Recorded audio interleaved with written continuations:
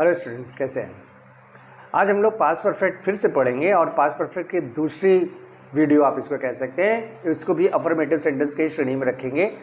पहले वाली वीडियो में हम लोगों ने सिर्फ उन सेंटेंसेस को डील किया था जो कि सिंगल सेंटेंसेस थे, लेकिन पास्ट परफेक्ट टेंस का प्रयोग अक्सर उन सेंटेंसेस में प्रयोग किया जाता है जहाँ पे दो वाक्य आपको दिख रहे हो और दोनों वाक्य पास्ट टेंस में हो। तो उस केस में एक वाक्य होगा पास्ट इंडेफिनिट में, दूसरा वाक्य होगा पास्ट परफेक्ट में। ठीक, तो अब पास्ट परफेक्ट भी हम लोग पढ़ चुके हैं, पास्ट इंडेफिनिट का भी बेसिक पढ़ चुके हैं। तो अब हम लोग जब पढ़ेंगे ये दोनों सेंटेंसेस को कॉम्बिनेशन में, तब आपको समझने में ज़्यादा सुविधा होगी, इसलिए मैंने इस दूसरी वीडियो को भी बनाया है।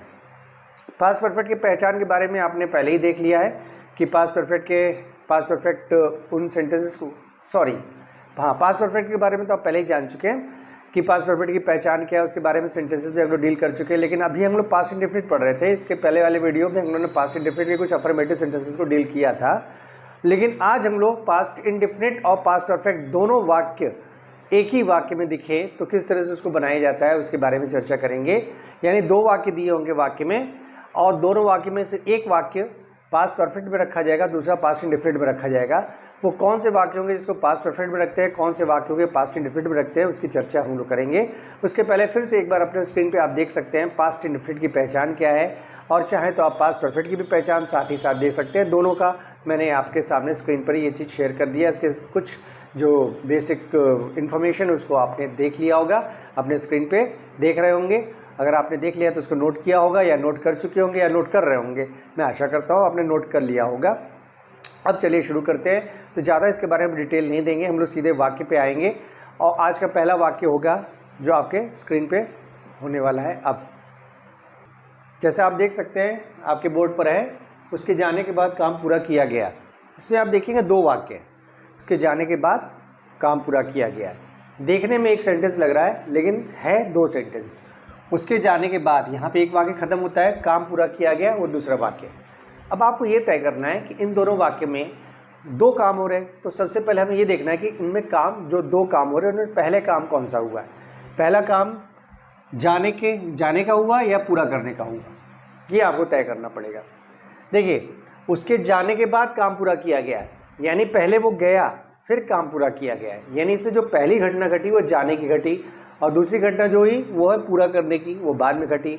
तो दो वाक्यों में जो वाक्य पहले घटा, जो काम पहले घटा, जो क्रिया पहले घटी, उस वाक्य को पास्ट परफेक्ट में रखेंगे, और जो दूसरा वाला वाक्य होगा उसको पास्ट इंडेफिनिट में रखेंगे। यही रूल है। तो सबसे पहले हम लोग देख लेते हैं जो वाक्य पहले घटित हुई है, जो क्रिया पहले घटित हुई है, उसको ट्रांसलेट पहले करके देख लेते हैं। इसमें क्या लिखा, उसके जाने के बाद। तो जो के बाद लिखा है इसकी इंग्लिश होती है आफ्टर, तो पहले आफ्टर लिख लेते हैं। अब जो बचा उसके जाने, इसको पास्ट परफेक्ट में रखना है। जैसे मैंने कहा, जो घटना पहले घटी, जो क्रिया पहले घटी, उसको हम लोग पास्ट परफेक्ट में रखेंगे, उस वाक्य को पास्ट परफेक्ट में रखेंगे। ठीक है। तो पास्ट परफेक्ट की पहचान, पास्ट परफेक्ट के हेल्पियो के बारे में आपको मालूम है। हेल्पियो की जगह हैड का प्रयोग होता है अगर वाक्य एक्टिव हो तो पहले पता कर ले ये एक्टिव है कि पैसिव है। देखिए, उसके जाने का मतलब हुआ, अब इस समझिए, उसके जाने, इसको थोड़ा सा वाक्य को परिवर्तित कीजिए। उसके जाने को मान लीजिए लिखा है वह गया था।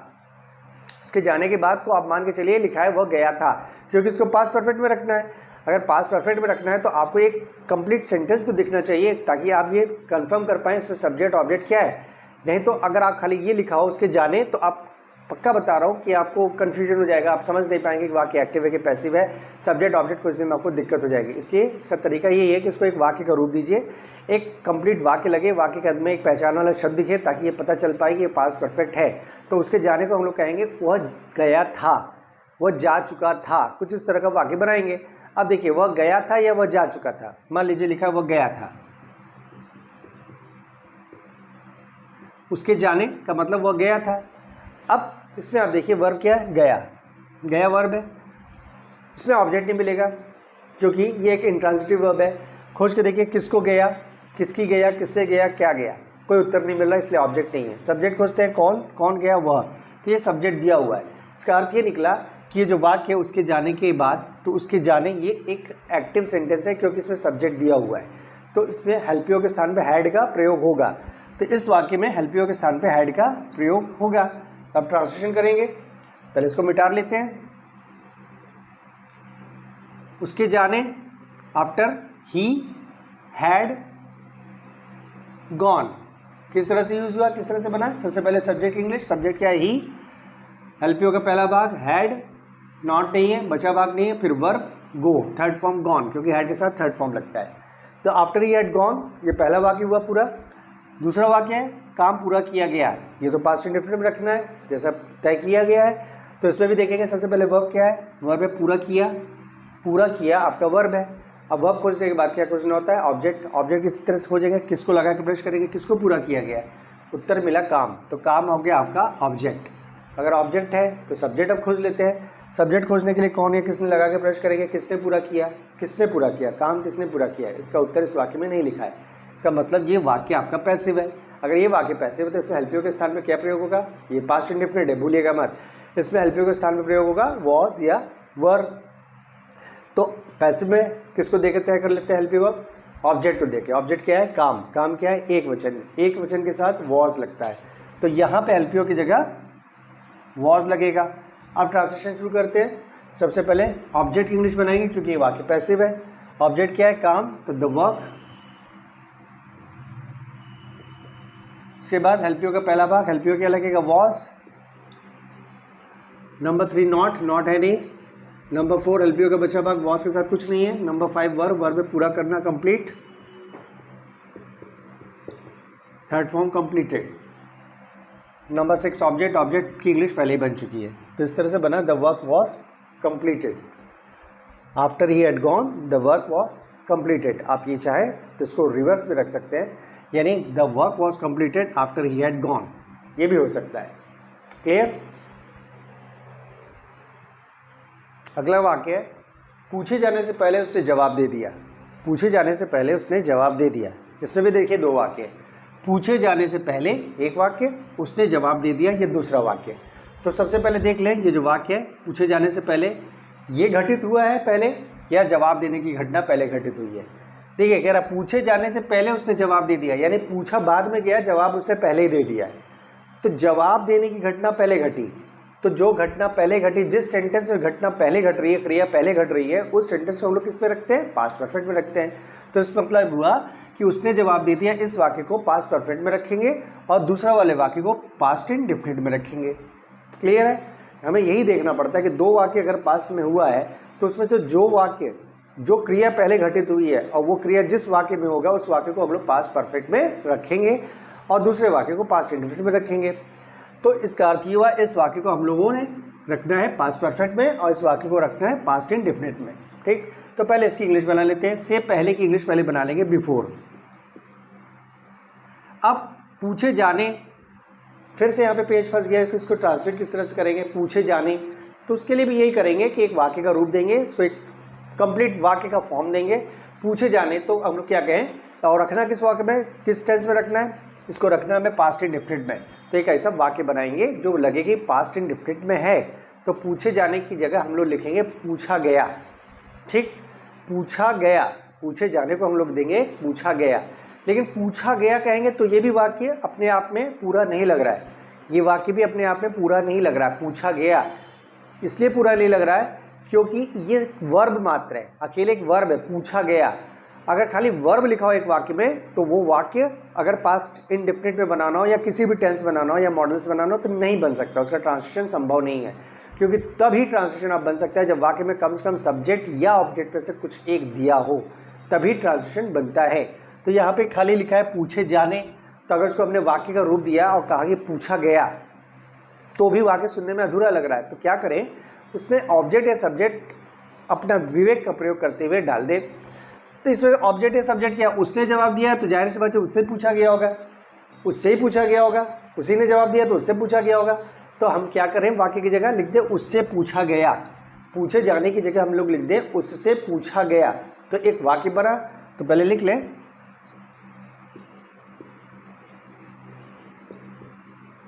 उससे पूछा गया। अब एक वाक्य बन गया, फिर से वही काम करेंगे। अगर वाक्य बन गया तो उसमें हमें वर्ब खोजना है, ऑब्जेक्ट सब्जेक्ट खोज कर डिसाइड करना कि वाक्य एक्टिव है या पैसिव है। तो देखिए पूछा गया, ये तो वर्ब है, पूछना, पूछना वर्ब है। ऑब्जेक्ट खोजते हैं, किससे लगा के प्रश्न करते हैं, किससे पूछा गया, उससे, तो उससे हो गया क्या आपका ऑब्जेक्ट। सब्जेक्ट खोजिए, नहीं मिलेगा। किसने लगा के प्रश्न करिए, किसने पूछा, इसका उत्तर नहीं है, इसका उत्तर वाक्य में नहीं है। इसका मतलब ये वाक्य पैसिव है और ये पास्ट इंडेफिनिट में रखना है, इसको पास्ट इंडेफिनिट में रखना है। पैसिव में तो क्या करते हैं, वॉज या वर लगाएंगे हेल्पियो के स्थान पर। इसमें ऑब्जेक्ट क्या है, उससे, उससे की इंग्लिश क्या होगी, ही, क्योंकि आप जानते हैं अगर वाक्य पैसिव होता है तो कभी भी सब्जेक्टिव प्रोनाउन का यूज़ नहीं करते हैं, जब भी यूज़ करेंगे ऑब्जेक्टिव प्रोनाउन का यूज़ करेंगे। यानी यहाँ पर हेल्पियो के स्थान पर, यहाँ पे उससे की इंग्लिश जो है उसके स्थान पर ही का प्रयोग होगा, हिम का नहीं। अगर वाक्य पैसिव है तो हिम, देम, हर, मी, इन शब्दों का प्रयोग नहीं होता है। जब भी होगा I, we, you, they, he, she का ही प्रयोग होगा। और अगर किसी का नाम है तो कोई समस्या ही नहीं है। तो यहाँ पे उससे की इंग्लिश होगी ही के साथ क्या लगता है, पास्ट इंडेफिनिट में, पैसिव में वॉज। तो यहाँ पे हेल्पियो के स्थान पे वॉज का प्रयोग होगा। अब ट्रांसलेशन करते हैं। उससे पूछा गया तो पहले ऑब्जेक्ट की इंग्लिश बनाएंगे, क्योंकि वाक्य में सब्जेक्ट नहीं है, पैसिव है, तो ही लिख देंगे। ही, उससे पूछा गया की इंग्लिश यहाँ पे बना रहे हैं, क्योंकि पूछे जाने जो लिखा है, पूछे जाने, इसके ट्रांसलेशन को कर रहे हैं, ध्यान दीजिएगा। और इस वाक्य में उससे ही लिखा नहीं है, फिर भी हमें ही लिखना पड़ेगा।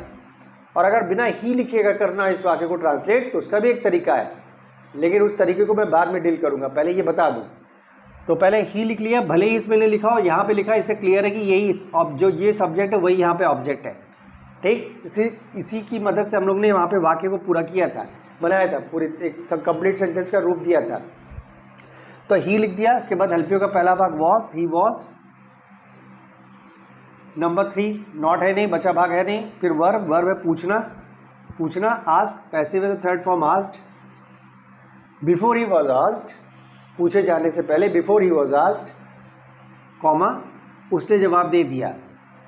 ठीक, अब इसको देखते हैं। इसमें वर्ब है जवाब दे देना, देना अलग और जवाब अलग करने से अच्छा है कि एक मान लें, क्योंकि अगर चाहे तो इस तरह से भी बना सकते हैं, देना को आप वर्ब मान लें, ठीक है, और किसको दे दिया, जवाब दे दिया, तो जवाब ऑब्जेक्ट मान लें।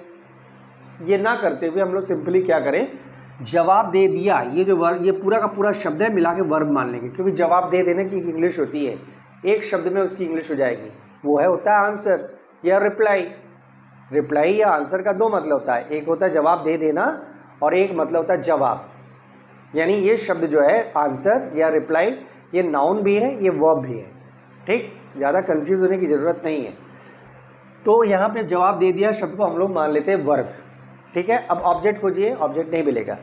किसको जवाब दे दिया नहीं लिखा है, किसकी जवाब दे दिया, किससे जवाब दे दिया, किसे जवाब दे दिया, क्या जवाब दे दिया, इसका कोई उत्तर नहीं है, इसलिए ऑब्जेक्ट नहीं है। कोई प्रॉब्लम नहीं, ऑब्जेक्ट ना होने से हमारे एक्टिव पैसिव में कोई फर्क नहीं पड़ता है। सब्जेक्ट खोज लेते हैं, कौन है, किसने लगा कि किसने जवाब दे दिया, उत्तर मिला उसने, उसने हो गया आपका सब्जेक्ट। अगर वाक्य में सब्जेक्ट दे दिया तो ये वाक्य तो हो गया एक्टिव, और अगर वाक्य एक्टिव है तो हेल्पियो क्या लगेगा, हैड लगेगा। क्यों, क्योंकि इसको पास्ट परफेक्ट में रखना है। जैसे हम लोगों ने पहले डिसाइड किया कि अगर दो वाक्य एक साथ घट रहे हैं, दो घटनाएं पास्ट में घट रही है, तो उसमें जो काम पहले हुआ है और वो वर्ब जिस वाक्य में है उस वाक्य को पास्ट परफेक्ट में रखते हैं। तो ये काम पहले हुआ है तो उसको पास्ट परफेक्ट में रख रहे हैं, इसलिए यहाँ पे हेल्पियो के स्थान पर हैड का प्रयोग करेंगे। तो होगा उसने जवाब दे दिया, तो सबसे पहले सब्जेक्ट इंग्लिश ही। नंबर 2 हेल्पियो का पहला भाग हैड। नंबर 3 नॉट नहीं है। नंबर 4 हेल्पियो का बचा भाग, हैड के बाद कुछ नहीं है। नंबर 5 वर्ब, वर्ब जवाब दे देना आंसर, और हैड लगाए तो थर्ड फॉर्म होगा answered. Before he was asked, he had answered. मैं अभी आपको ये बोल रहा था कि अगर आप चाहते पूछे जाने से पहले इस वाक्य को, यहाँ पे उसे तो लिखा नहीं है, हम लोगों ने जब वाक्य का रूप देके इसको बनाया तो उससे लिख दिया था अपने मन से। अब अगर आप में से किसी एक को ऑब्जेक्शन हो कि नहीं ऐसा तो नहीं होता है, इस तरह से आप तो कैसे बना सकते हैं, तो अभी आपके ना समझिए, क्योंकि अभी आप शुरू में सीख रहे हैं तो आपको ये सब समस्याएं आएंगी। हर किसी को आती है, मैं भी जब सीख रहा था मुझको भी आई थी, मुझे भी समझ में नहीं आती थी ये बातें, लेकिन बाद में समझ में आने लगी तो मैंने ये सब प्रश्न पूछना बंद कर दिया। ये बहुत साल पहले की बात है, इसलिए मैं अपने पुराने दिनों को याद करते हुए इस बारे में बता रहा हूँ।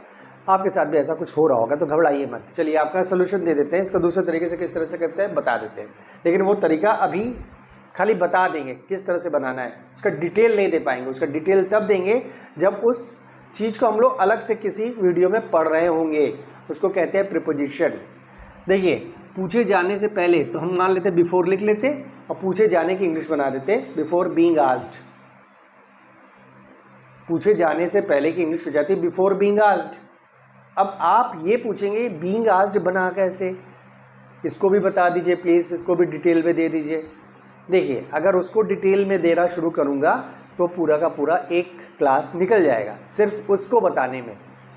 यकीन मानिए, इसको कहते हैं प्रीपोजिशन। तो प्रीपोजिशन करके एक अलग चैप्टर है, उसको आपको पूरा डिटेल में पढ़ना पड़ेगा, जो आगे किसी वीडियो में हम लोग डिस्कस करेंगे। अगला वाक्य है, शिक्षा पूरी करने के बाद उसने व्यापार शुरू कर दिया। ये भी देखिए दो वाक्य है, शिक्षा पूरी करने के बाद उसने व्यापार शुरू कर दिया। तो इसमें पहले कौन से घटना पहले घट रही है, व्यापार शुरू करने की कि शिक्षा पूरी करने की? जाहिर सी बात है शिक्षा पूरी पहले कर रहा है, व्यापार बाद में शुरू कर रहा है। ठीक है, तो जो घटना पहले घटी उसको किस में रखेंगे, पास्ट परफेक्ट में रखेंगे। तो शिक्षा पूरी करने के बाद तो पहले इसकी बना लेंगे, पहले के बाद की इंग्लिश आफ्टर, इसके बाद शिक्षा पूरी करने इसको ट्रांसलेट करेंगे। लेकिन फिर से यहाँ पे पेज फंस गया कि किस तरह से ट्रांसलेट करें। तो यहाँ पर भी आप जब तक इसको वाक्य का रूप नहीं देंगे, एक वाक्य में इसको नहीं डालेंगे, तब तक इसका ट्रांसलेशन करना संभव नहीं है। आप नहीं समझ पाएंगे ये वाक्य एक्टिव है या पैसिव, इसमें सब्जेक्ट ऑब्जेक्ट कहाँ पे फिक्स होगा, किस तरह से ट्रांसलेट होगा, कुल मिलाकर कुछ आपको पता चलने वाला नहीं है। तो क्या किया जाए, सबसे पहले इसको वाक्य का रूप दिया जाए, शिक्षा पूरी करने। और इसको किस वाक्य में रखना है, किस टेंस में रखना है, इसको पास्ट परफेक्ट में रखना है, क्योंकि ये काम पहले हुआ है शिक्षा पूरी करने के बाद। ठीक है, ये काम पहले हुआ, शिक्षा उसका पहले पूरा हुआ है। तो हमें वाक्य का अंत किससे करना चाहिए, था शब्द से। ठीक, पूरा किया था, पूरा किया था, पूरा कर चुका था, कुछ इस तरह के वाक्य कंप्लीट होंगे बोलते हुए। तो शिक्षा पूरी करने के बाद, तो हम लोग शिक्षा पूरी की थी, शिक्षा पूरी की थी कहेंगे तो ये वाक्य लगेगा कंप्लीट। लेकिन इसमें अभी कुछ लग रहा है कि छुपा हुआ कुछ लग रहा है। शिक्षा पूरी की थी, कौन पूरा किया था, कुछ ऐसा लिखा नहीं है। अगले वाक्य से पता चल रहा है कौन पूरा कर रहा है, उसने जो लिखा है उसी ने पूरा किया होगा।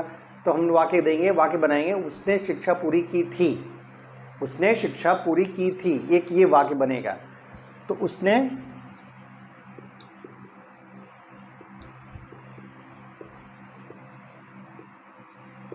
शिक्षा पूरी की थी। तो क्या करें, सबसे पहले वर्ब देखिए, पूरा करना वर्ब है, किसको पूरा कर रहा है, ऑब्जेक्ट खोजें, किसको लगा के प्रश्न करेंगे, किसको पूरा किया, शिक्षा, शिक्षा हो गया ऑब्जेक्ट, और सब्जेक्ट खोजें, कौन लगा के या किसने लगाया, किसने पूरा किया, उसने, उसने हो गया आपका सब्जेक्ट। तो इसमें सब्जेक्ट दिया है, तो ये मालूम है आपको एक्टिव है। अगर एक्टिव है तो पास्ट परफेक्ट का वाक्य है, इसको किस में रखेंगे, हेल्पियो क्या रखेंगे, इसकी जगह हैड रखेंगे। तो इसमें हेल्पियो लगेगा हैड। अब ट्रांसलेशन करते हैं, इसको देखते हुए ट्रांसलेशन करेंगे। ये शिक्षा पूरी करे, इसको देख के नहीं ट्रांसलेशन करेंगे, नहीं तो समझ में नहीं आएगा ट्रांसलेशन किस तरह से होना है। ठीक है, तो सबसे पहले सब्जेक्ट इंग्लिश बनाएंगे। सब्जेक्ट क्या है, उसने, ही, आफ्टर ही। नंबर 2 हेल्पियो का पहला भाग had, after he had. Number 3 not है नहीं। नंबर 4 हेल्पियो का बचा भाग नहीं है। नंबर 5 वर्ब, वर्ब है, पूरा करना, कंप्लीट, कंप्लीटेड, क्योंकि ये पास्ट परफेक्ट है। पास्ट परफेक्ट में हमेशा वर्ब का थर्ड फॉर्म लगता है। आफ्टर ही हैड कंप्लीटेड, और लास्ट में लिखा है ऑब्जेक्ट, ऑब्जेक्ट क्या है, शिक्षा, द एजुकेशन। इसको मिटा देते हैं।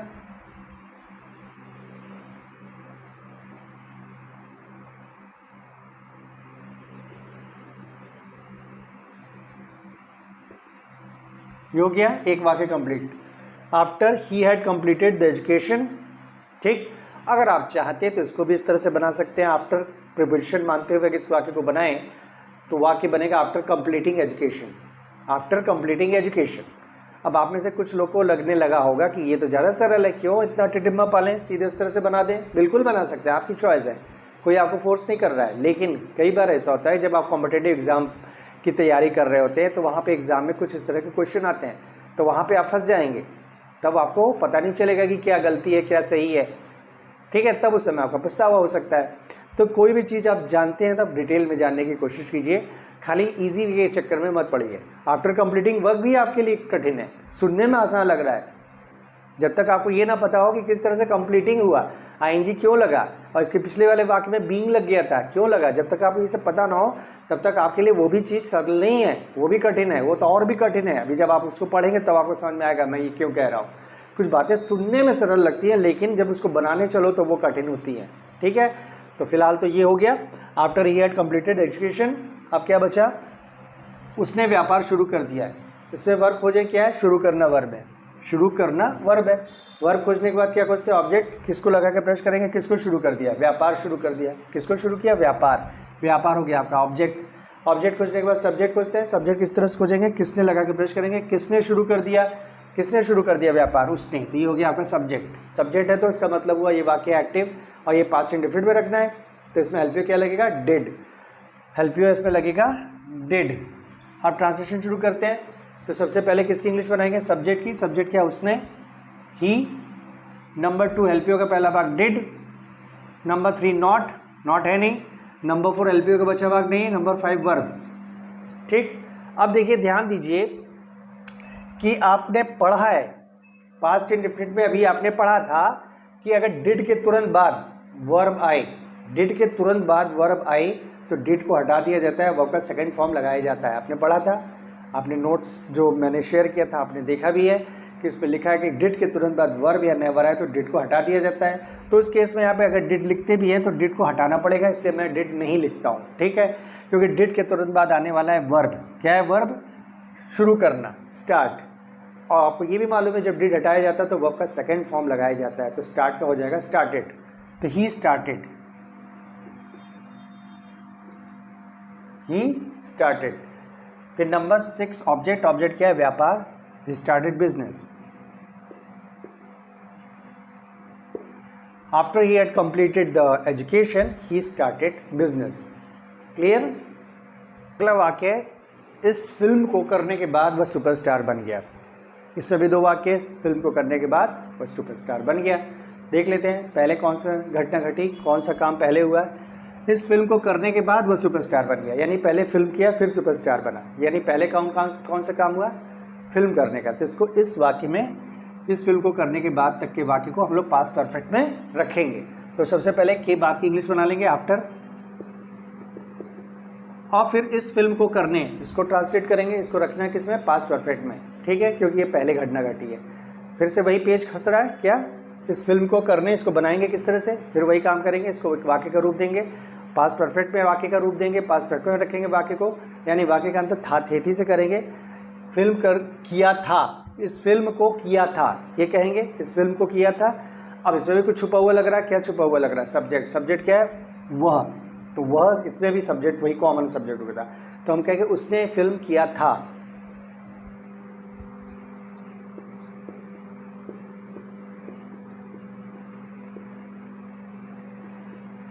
उसने ये फिल्म किया था, इसमें वर्ब है किया, किया वर्ब है। ऑब्जेक्ट खोजते हैं, क्या लगा के प्रश्न करते हैं? क्या किया था? यह फिल्म। यह फिल्म हो गया ऑब्जेक्ट। सब्जेक्ट खोज लेते हैं, कौन या किसने, किसने किया था? उसने। उसने हो गया आपका सब्जेक्ट। इसमें सब्जेक्ट दिया है तो मतलब ये वाक्य हुआ एक्टिव। अगर ये वाक्य एक्टिव हुआ तो हेल्प यू के स्थान पे क्या लगाना है? हैड। हेल्प यू मिल गया, हैड मिल गया हेल्प यू। अब ट्रांसलेशन शुरू करेंगे। सबसे पहले सब्जेक्ट की इंग्लिश बनाएंगे। सब्जेक्ट क्या है? उसने। उसने की English he. Number 2 help you का पहला भाग हैड। नंबर 3 नॉट नहीं है। नंबर 4 हेल्प यू का बचा भाग इस वाक्य में नहीं है। Number 5 verb. वर्ब है किया, किया की इंग्लिश होती है डू, और डू का थर्ड फॉर्म होता है डन। इसके बाद ऑब्जेक्ट। ऑब्जेक्ट है यह film, this film. After he had done this film, ये हो गया पहला वाक्य। दूसरा वाक्य, वह सुपरस्टार बन गया। इसमें वर्ब क्या है? बन जाना। बन जाना वर्ब है। ऑब्जेक्ट खोजते हैं। ऑब्जेक्ट इस वाक्य में नहीं है। किसको पूरा किया? अरे किसको बन गया, किससे बन गया, किसे बन गया, क्या बन गया? नहीं, ऑब्जेक्ट है, सॉरी। देखिए क्या बन गया, क्या बन गया? सुपरस्टार बन गया। ये आपका ऑब्जेक्ट है। क्या बन गया? सुपरस्टार बन गया। ये ऑब्जेक्ट है। सब्जेक्ट खोजते हैं, कौन लगा के कौन बन गया? वह बन गया। कौन बन गया? वह बन गया। वह सब्जेक्ट है, तो इसका मतलब ये वाक्य एक्टिव है। एक्टिव है तो आपको मालूम है पास्ट इंडेफिनिट में एक्टिव में हेल्प यू क्या लगता है? डिड। ठीक है, अब ट्रांसलेशन करते हैं। सबसे पहले किसकी इंग्लिश बनाएंगे? सब्जेक्ट की। सब्जेक्ट है वह, ही। इसको मिटा लेते हैं।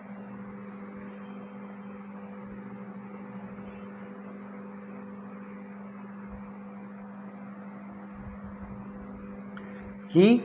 नंबर 2 हेल्प यू का पहला भाग डिड, ही डिड। इसके बाद नॉट है नहीं, हेल्प यू का बचा भाग है नहीं, डिड के साथ कुछ नहीं लगता है। फिर वर्ब। वर्ब है बनना, बिकम, डिड बिकम। देखिए डिड के बाद आ गया वर्ब, और आपको मालूम है अगर डिड के बाद वर्ब आ गया तो क्या करेंगे? डिड हटा के सेकंड फॉर्म लगाएंगे, तो बिकम का second form became, he became. फिर लास्ट में लिखा ऑब्जेक्ट। ऑब्जेक्ट क्या है? सुपरस्टार।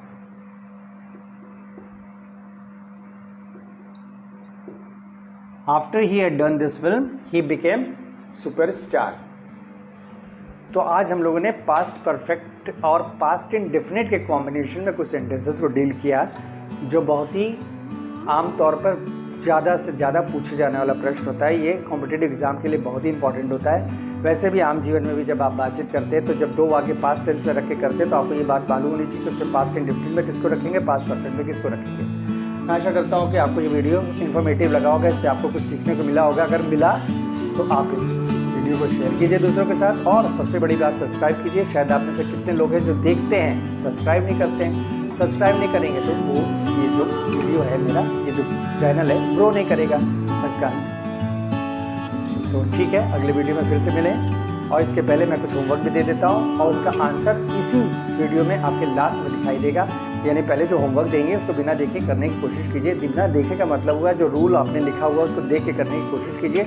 उसके बाद आंसर के रूप में जो मैंने आंसर शीट के रूप में जो लास्ट में दिया है उसके साथ टैली करके देखिए आपको क्या समझ में आ रहा है, क्या नहीं आ रहा है, समझिए। और अगर आपको कुछ समझ में नहीं आ रहा है आप कमेंट सेक्शन में कमेंट में पूछ सकते हैं, मैं आपकी मदद करने की पूरी कोशिश करूँगा। अगले वीडियो तक के लिए जय हिंद।